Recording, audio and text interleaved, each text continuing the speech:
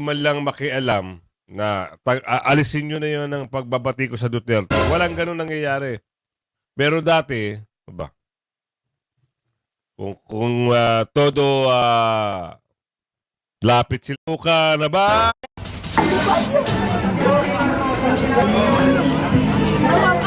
Matapos ang emosyonal na paghihintay, sa wakas ang inaabangang balita. Maligaya ko.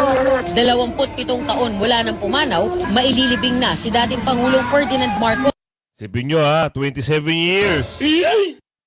27 years. Duterte. Ang naglakas loob.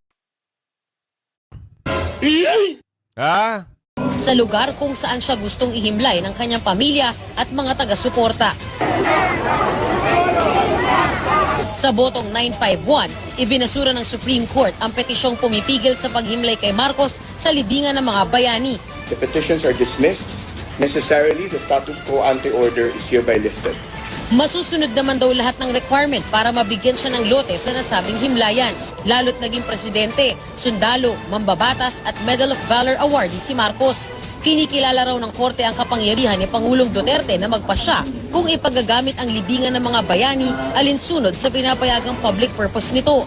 At ang mga kasong hinarap ni Marcos kahit pa na desisyon na ng mga korte ay maituturing na usaping sibil at walang kinalaman sa usaping moral. Isinulat ang desisyon ni Associate Justice Diosdado Peralta na sinang-ayunan ng 8 iba pang kasama. Kabilang sa punto ng mga pabor, hindi ganap na masama si Marcos na tao lang daw na nagkakamali.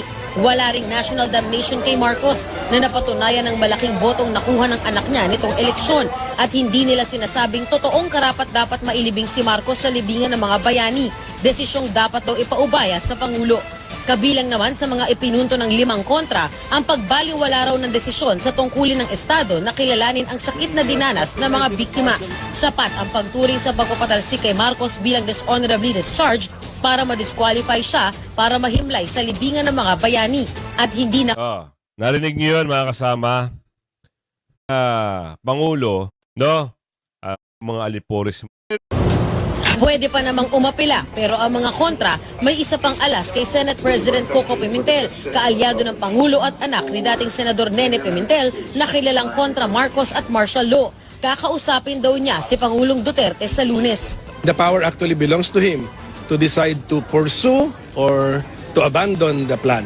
Maybe the Supreme Court decision has established the right of somebody to be buried in a place called Libingan ng mga bayani. But no court case will make somebody a hero in the hearts and minds of the people. Wala pang petsa ang libing pero tila handa na ang mga kababayan ng dating Pangulo sa Ilocos Norte.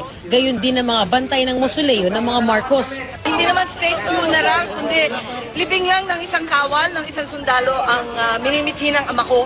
Sa mahabang panahon, tema ng mga argumento ng mga pabor ang moving on. Simulan na natin ang pagkakaisa muli ng sambayan ng Pilipino. Ito ay isang pagkakataon na masimulan ang paghilom ng mga sugat ng mga nakaraan. Pero sa ngayon, ang paghihilom na inaasahan, hindi dama na mga dapat makapagsasabi nito ang mga mismong nasugatan ng martial law. Kaya ang trauma na andito pa sa amin, ting maalala namin yung nangyari sa amin. 4 na kamag-anak ko ang nawawala sa panahon ng walang hiyang si Marcos. Tapos ililibing sa libingan ng mga bayani. Ako si Lia Manyalak del Castillo, ang inyong